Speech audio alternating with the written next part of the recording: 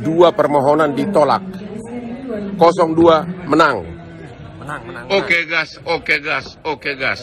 Menang perkaranya dua-duanya. Oke gas. Ya. Oke gas. Amar putusan mengadili dalam eksepsi, menolak eksepsi termohon dan pihak terkait untuk seluruhnya.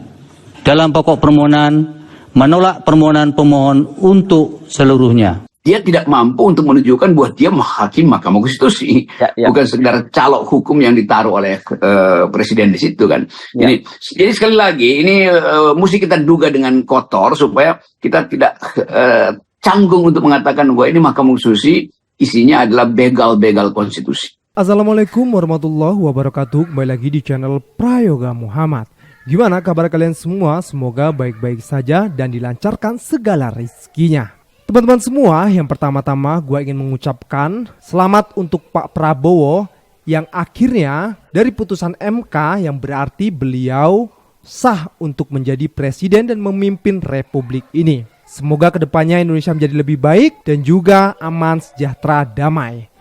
Ya teman-teman semua, kita sudah tahu ya putusan dari MK di mana semua gugatan dari 01 dan 03 tertolak. Dan dengan itu berarti Pak Prabowo lah sebagai sah pemenangnya. Dan juga dari Pak Anies Baswedan, Caimin, Pak Ganjar dan juga Pak Mahfud MD sudah memberikan selamat kepada Pak Prabowo. Tapi yang akan kita bahas bukan itu teman-teman semua, melainkan di belakang daripada itu semua, di mana ada pro dan kontra. Di mana masyarakat banyak mengatakan kok bisa semua itu tertolak padahal sudah jelas-jelas ada. Di mana dari pihak 01 dan 03 pun sudah memberikan kesaksiannya melalui saksi-saksinya.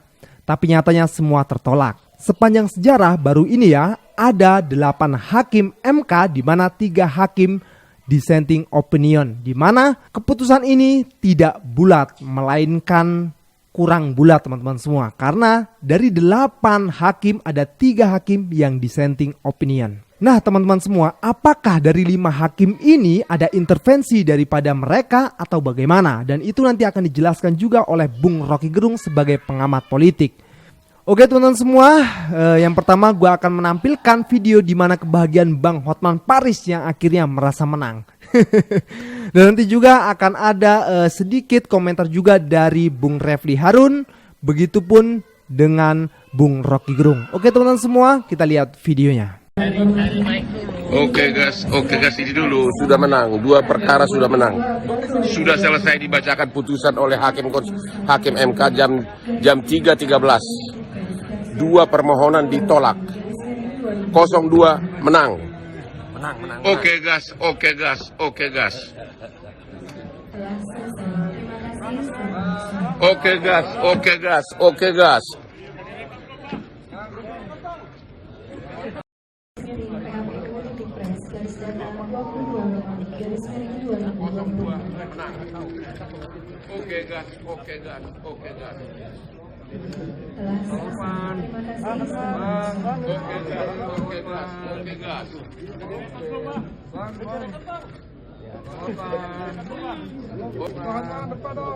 Menang perkaranya dua-duanya. Oke gas.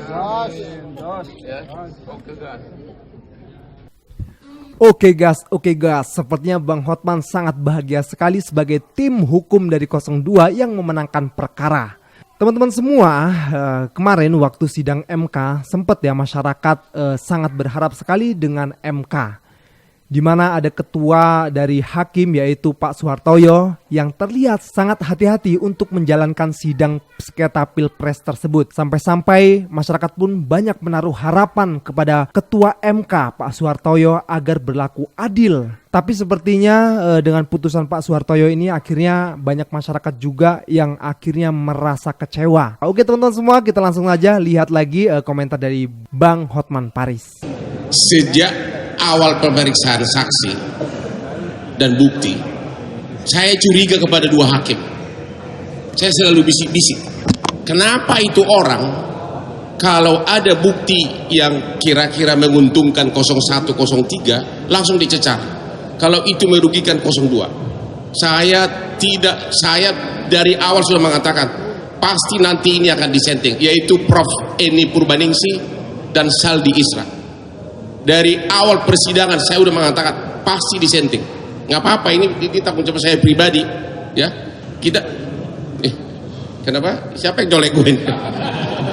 Jadi ada 3 disenting, 2 diantaranya adalah Saldi Isra sama Eni Purbaningsih, yang dari awal saya udah curiga dia bakal disenting atau tidak akan ada niat untuk memenangkan 02, ya. Yang aneh lagi pendapatnya Profesor Eni adalah dia mengatakan dia tidak melihat bansos itu di APBN. Ini benar-benar aneh banget itu orang. Ya benar loh, dia bilang begitu tadi. Dia tidak melihat ada bansos di APBN, ya kan? Yang kedua, Saldi Isra mengatakan bahwa memang bansos itu ada, tapi dia bilang sangat masif menjelang pemilu. Yang paling aneh lagi, makanya saya dari kemarin itu saya sorot terus kepada Saldi Isra, Sirekap. Dulu saya dibentak sama dia gara-gara saya gotos soal Sirekap. Karena Sirekap itu kan sudah tidak dipakai. Yang dipakai adalah perhitungan manual. Ternyata dia tidak disenting. Setuju dia sama pendapat gue itu. Ya, jadi padahal kemarin gue dibentak, hampir diusir saya dari sidang. Ya, jadi sekali lagi 2 dari hak yang disenting itu saya curiga dari awal. Ya, curiga dari awal. Sangat-sangat serius saya. Saya udah asal dia bertanya selalu yang mengarah merugikan 02. Apalagi mau ngomong apa lagi ya? Kawan-kawan semua, tadi kita hampir down, tapi ternyata ada 3 hakim konstitusi yang luar biasa. Jadi walaupun secara formal permohonan kami belum dikabulkan, belum kan? Tetapi ada 3 hakim konstitusi yang luar biasa. Dan 3 hakim konstitusi ini 3 profesor. Profesor Saldi Isra, Profesor Eni Nurbaningsih, Saldi Isra dari Universitas Andalas Padang, Eni Nurbaningsih dari UGM, dan Profesor Arif Hidayat dari Undip. Itu menunjukkan, dan mereka adalah hakim-hakim senior dibandingkan hakim-hakim yang baru. Bahkan ada yang baru sama sekali kan, 2 hakim. Jadi kalau kita ingin melihat putusan yang mencerdaskan adalah apa yang disampaikan 3 dissenter ini, itu 1. Yang kedua, yang menarik adalah kalau cara pendekatan sengketa pilpres seperti 5 hakim konstitusi, maka tidak akan pernah permohonan pilpres itu dikabulkan dalam speedy trial seperti ini. Tadi kan dikatakan tidak cukup bukti, kemudian tidak menyertakan saksi dan ahli dan lain sebagainya. Padahal mereka sendiri mengatakan membatasi saksi dan ahli 19 saja. Jadi kan tidak mungkin, dan itu cuma diberikan waktu 1 hari untuk membuktikan. Sementara dalam pemaparan mereka kemudian bicara hal-hal yang detail satu-satu dan menuntut pembuktian yang lebih. Nah, untunglah Prof. Saldi Isra mengatakan seharusnya sidang seperti ini adalah sarana untuk menambah keyakinan hakim. Apa keyakinan hakim yang misalnya disampaikan Saldi Isra? 2 hal yang paling menonjol dan saya yakin diyakini kita semua, yaitu bansos itu digunakan untuk pemenangan 02, diyakini oleh Saldi Isra dan terbukti. Dia bilang baik bansos yang diambilkan dari dana bagian dari 496,8 triliun maupun yang automatic adjustment yang 50,14 triliun. Dan yang kedua, keterlibatan aparat negara. Itu jelas juga disampaikan Saldi Isra. Nah, kalau kita lihat komplain masyarakat, civil society termasuk yang amicus curiae, itu rata-rata bicara soal kecurangan pemilu yang bermuara pada penggunaan dana negara dan penggunaan aparat negara. Dan itu adalah bahaya laten pemilu yang tidak jujur dan tidak adil serta tidak demokratis dimanapun. Terakhir, alhamdulillahirrabbilalamin, sebenarnya tim 01 tidak kalah dengan 03. Justru kami menang. Semua dalil yang mereka ajukan itu ditolak, yang mengatakan bahwa Mahkamah Konstitusi hanya 02, Mahkamah hitung-hitungan, 02 ya, Mahkamah hitung-hitungan dengan 6 ahlinya. Ternyata mereka ditolak, termasuk juga eksepsi mereka ditolak. Nah, cuma kita dikalahkan oleh 5 hakim konstitusi yang menganggap apa yang kita sampaikan belum cukup. Itu saja, dan kami terus berbahagia dan berbangga, dan mudah-mudahan demokrasi kita hidup ke depannya. Menunjukkan bahwa dia ada konsistensi. Kan orang percaya pada bahasa tubuh beliau kan. Ya. Dan itu karena itu kita anggap dia pasti konsisten. Tapi kita tentu dari awal ragu. Ini kan semacam pegawai dari Mahkamah Agung yang ditaruh di Mahkamah Konstitusi kan. Jadi itu pun genealogi itu, jejak-jejak itu kita bisa duga dengan kuat bahwa tekanan pada dia itu memang berat. Tetapi lebih dari itu, dia tidak mampu untuk menunjukkan bahwa dia hakim Mahkamah Konstitusi.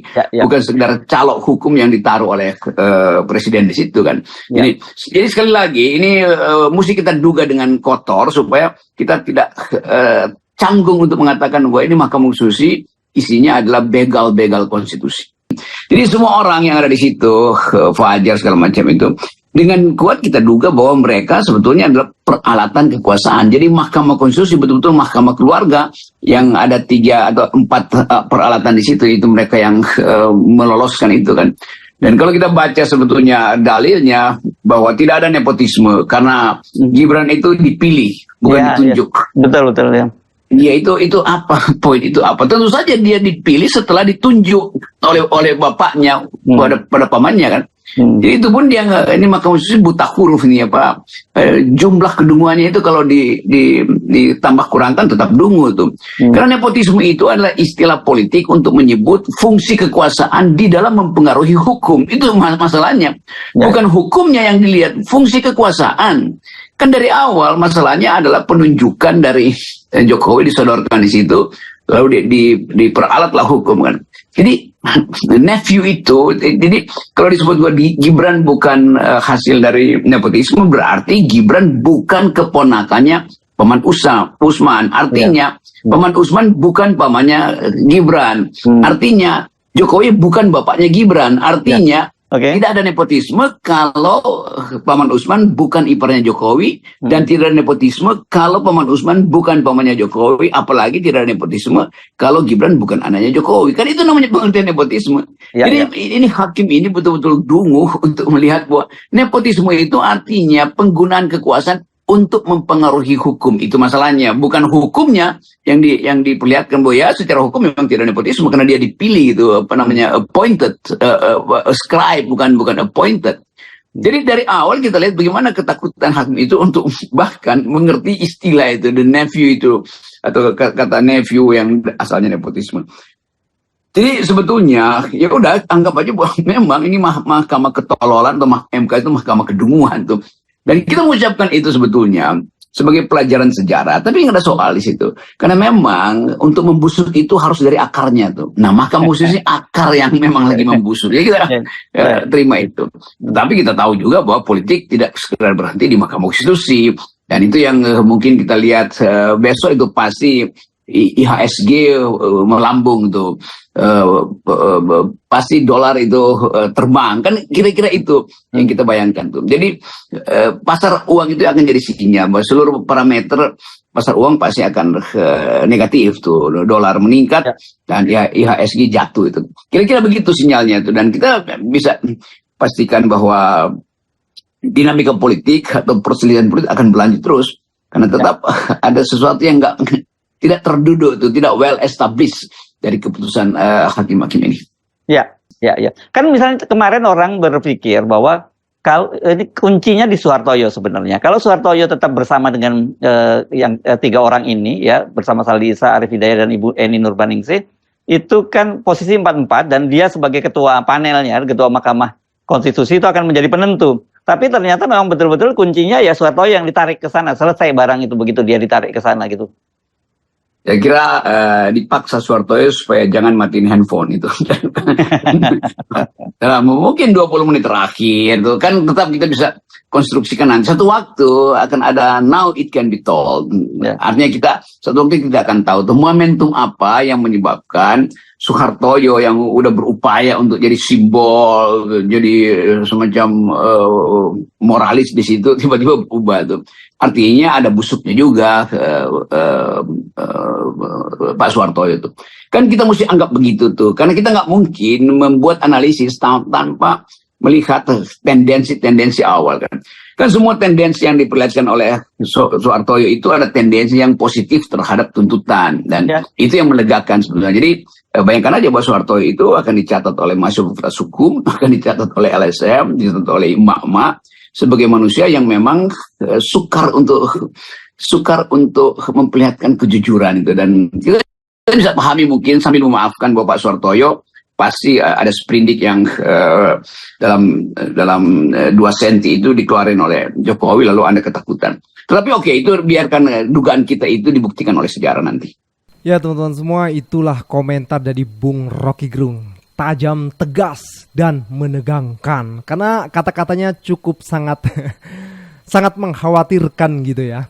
Oke teman-teman semua, yang terakhir ya dari Bung Rocky Gerung lagi, kita lanjutkan videonya. Dalam sistem presidensial kita tahu bahwa kekuasaan itu ada pada presiden. Jadi kalau presiden merosotkan demokrasi, itu artinya presiden bertindak otoriter. Kan itu sebetulnya dalilnya tuh. Jadi dalam kaitan dengan Mahkamah Konstitusi misalnya tuh, rakyat ingin supaya Gibran itu didiskualifikasi. Oh, tapi itu nggak bisa secara hukum, bukan soal secara hukum. Memang karena secara hukum dipastikan curang kok.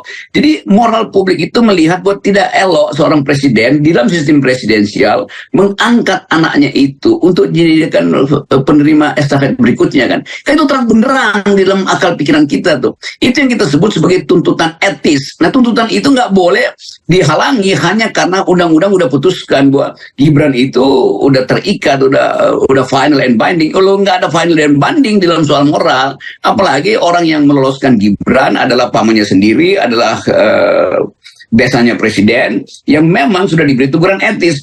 Jadi mahkamah akan fokus ke situ tuh, bukan fokus lagi pada sistem undang-undang. Loh, ini urusannya urusan moral, urusan yang disebabkan oleh pelanggaran moral, maka terjadi ketidakseimbangan suara di akar rumput. Nah, itu soal kuantitatif, tapi awalnya adalah soal kualitatif, soal yang sifatnya normatif tuh. Jadi itu sebetulnya yang menjadi permenungan para hakim sekarang. Tuh, hakim akan merenungi bahwa memang ada kekacauan di dalam sistem pemilu dengan akibat orang merasa tidak adil karena di awalnya itu, di hulunya itu ada pelanggaran etik. Kan itu dasarnya kan.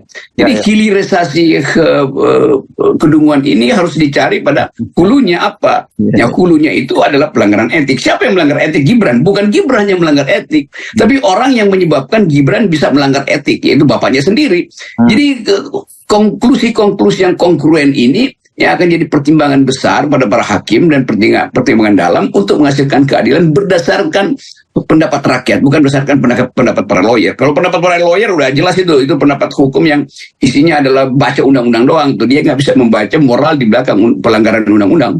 Oke teman-teman semua, itulah tadi ya komentar dari Bung Rocky Gerung. Kita kembali lagi ya kepada diri kita masing-masing, di mana kita tetap akan berjalan maju ke depan teman-teman semua. Jadi walaupun putusan MK mungkin tidak sesuai dengan apa yang kita inginkan, sudahlah, biarlah berlalu dan kita masuk ke babak yang baru di mana kita harus membangun Indonesia ini. Tetaplah bersuara untuk negeri tercinta ini. Dan tentunya di belakang ini semua masih banyak pro dan kontra, masih banyak pembahasannya. Jadi jangan kemana-mana, tetap dukung channel ini. Oke teman-teman semua, komentarnya dan kritikannya boleh di bawah ini. Jangan lupa juga untuk like, subscribe channel ini. Sekian dari gua Prayoga Muhammad. Wassalamualaikum warahmatullahi wabarakatuh.